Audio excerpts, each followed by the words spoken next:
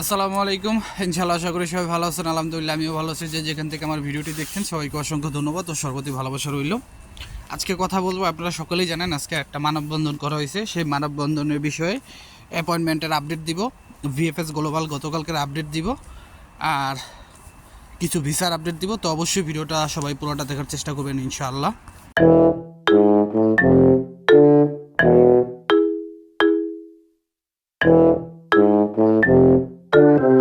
তো সব কিছুর জন্য আলহামদুলিল্লাহ প্রথমে আমি একটুখানি আপনাদের ভিএফএস গ্লোবাল গতকালকের আপডেটটি আমি যতটুকু জানি, মানে আমার কাছে যতটুকু আপডেটটা আছে সেটা হচ্ছে ভিএফএস গ্লোবাল গতকালকের আপডেটটা হচ্ছে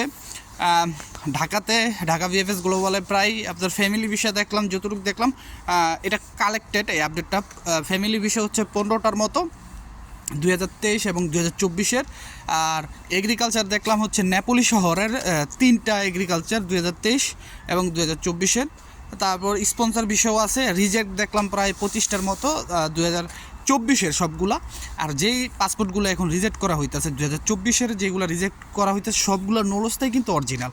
শুধু মালিকের আস্থা ভ্যারাসিয়নে কেউ আলাজ্য দিতে পারে নাই, কোনো মালিকের কোনো কিছু বাদ আসলো যেই কারণে এগুলা দিতে পারে নাই কা। এই হলো সবচেয়ে বড় বিষয়।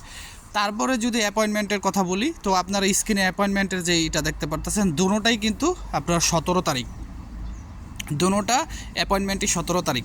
তো আপনারা এটা দেখা বিচলিত হওয়ার কিছু নাই, হতে পারে কারণ দেখেন সব কিছু তো আর সবাই জানে না। এটা হতে পারে যে এখন অ্যাপয়েন্টমেন্টের সিস্টেমটা আবার তারা চালু করছে কোনোভাবে, হয়তো বা তারা আবার এমন হতে পারে যে কোনো মালিক পেটপুতরায় গিয়ে চাপ দিছে যার কারণে তার এই নলস্তার অ্যাপয়েন্টমেন্টটা দেওয়া হয়েছে, বা ধরেন এটাও হতে পারে। আমি আপনাদেরকে আরও আগে কিন্তু বলছি যে আপনারা এই জিনিসটা হয়তো বা অনেকেই ফলো করেন নাই, যে এই যে নলস্তাগুলি এখন তুই অ্যাপয়েন্টমেন্ট পায় নাই, আপনারা ইমেল করে রাখছেন।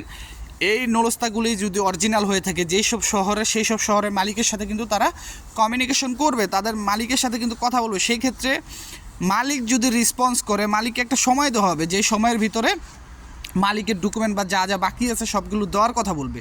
যদি সেইগুলো দিতে পারে হয়তো তাদের অ্যাপয়েন্টমেন্ট দিতেই পারে, এটা অস্বাভাবিকের কিছু না। এখন আপনাদের করণীয় কি? আপনাদের করণীয় আপনারা ভিএফএস গ্লোবালে যাবেন।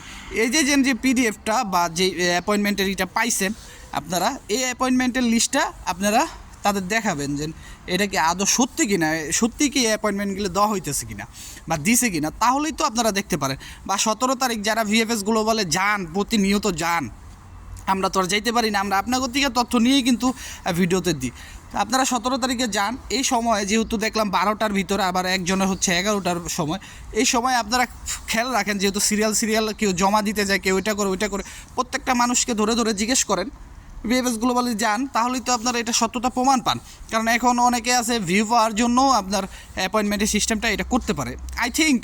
তারপরে আমার মনে হয় যে হয়তোবা মালিকের সাথে কমিউনিকেশন হয়েছে, মালিক সব কিছু ঠিক আছে দেখে কিন্তু হয়তোবা অ্যাপয়েন্টমেন্টটা দিতে পারে।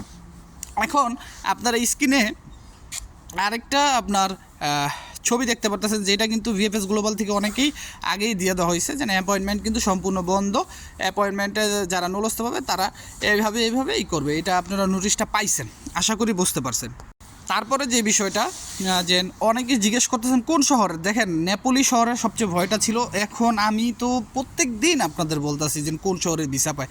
নেপোলি শহর, রাগুসা শহর, তারপর সিসিলিয়া, তারপর সালের্নো, পালেরমো, তারপরে আপনার কাসেরতা, কাতানিয়া, তারপর আপনার ফ্লোরেন্স, তারপর আরও দু একটা শহরের আমি ওইগুলোর নাম আমার খেয়াল নাই। তো এইসব শহরে কিন্তু পাইতেছে। তো এখানে আপনারা অনেকেই আছেন নেপোলি শহর, দেখেন আমি নেপোলি শহরে অনেকে পাইছে, অনেকে পান নাই, মানে এমন বিভিন্ন শহরে আছে যে আপনার কাছের লোক পেয়ে গেছে অথবা অথচ আপনি পান নাই কা।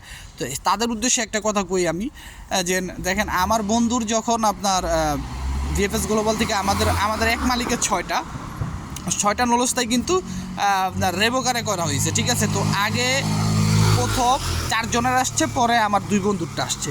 তো দেখেন এরপরে ভ্যানিসের আরও অনেকেরই কিন্তু অনেক মালিকেরই কিন্তু এইসব কাজ হয়েছে। বাট এখন আমার পরিচিত অনেক মালিক আছে এখানে, বা অনেকেই জমা দিছে, তাদের কিন্তু এখনও কোনো সুরাহা হয় না বা রেসপন্স হয় না। আশা করি বুঝতে পারছেন। তারপর আজকের যে মেন বিষয়টা সেটা হচ্ছে, আপনারা জানেন যে আজকে একটা ছোটোখাটো মানববন্ধন করা হয়েছে, যার ছবি আমি আপনাদের দিতেছি। বিশ্বাস করবেন গতকালকে রাতের বেলা আমার এক ভাই হোয়াটসঅ্যাপে 2টা ভয়েস পাঠাইছে। একটা মহিলা এমনভাবে কামতাছে, আবার একটা ছেলে হয়তো বা আপনার 30-35 এরকম হবে বা 25+ এরকম হবে, মানে ডুবাই থাকতে এরকম নাকি, মানে নিঃস্ব হয়ে গেছে গা, ঠিক আছে, এরকম নিঃস্ব হয়ে গেছে, মানে শুই না ভয়েসগুলো শুই না খুবই খারাপ লাগলো, ঠিক আছে।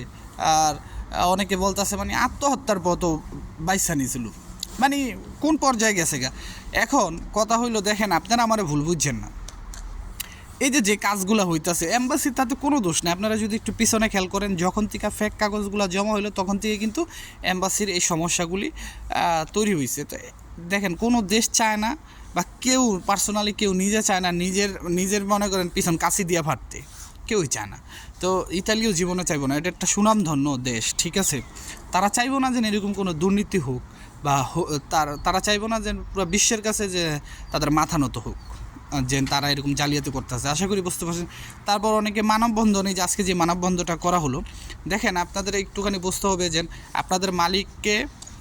আপনাদের মালিকের সাথে যখন কমিউনিকেশন করে, যখন মালিকের সাথে কথা বলে বা মালিককে মেসেজ করে, প্রথম যদি কোনো কিছু বাদ থাকে মালিকের, যেগুলো দেওয়ার জন্য বলবে, তার জন্য দেওয়া হবে 1 মাস সময়, সর্বনিম্ন 1 মাস সময়, যেটা এখন দেখতেছি যে সর্বনিম্ন 1 মাস সময় দেওয়া হবে।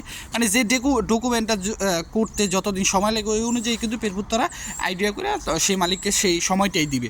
তারপরে যখন দেখা যাবে সেই সময় তারা কোনো রেসপন্স করে নেয়, বা সেই সময় তারা সেই জিনিসটা দিতে পারে না, তারপরে 1 সপ্তাহ একটা সময় দেবে, এবং সেই সময়ের পরে হয়তো বা তারা কিছুদিন পরে আপনার ফলাফলটা দিয়ে দেবে।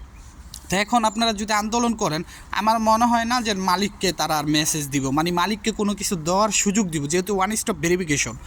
তারা এমন করবো যে তারা দেখবো যে মালিকের কোনো কিছু বাদ আছে, সোজাসুজি তারা রিজেক্ট অথবা রিভোকারি করে দিতে পারে। এই জিনিসটার জন্যই আমি আপনাদেরকে আন্দোলনের কথা বলি নাই, বা কোনো ইয়ের কথা বলি নাই। তো যেহেতু আপনারা একটা কর্মসূচি করছেন, সেটা ভিএফএস গ্লোবাল অথবা ইতালি এম্বাসির বিরুদ্ধে না, যে আপনারা সরাসরি প্রধান যে স্বরাষ্ট্র উপদেষ্টা আছে, তারপর আপনার প্রধান উপদেষ্টা, তাদের ওইখানে যাইয়া একটা প্রতিনিধি যান, যদি ওইখানে ওইভাবে যাইতে পারেন, হয়তো বা আপনাদের জন্য ভালো হতে পারে। তো আজকের মতো এখানেই, যদি ভালো লাগে অবশ্যই শেয়ার করবেন। সবার জন্য দোয়া রইল। আসসালামু আলাইকুম, আল্লাহ হাফেজ।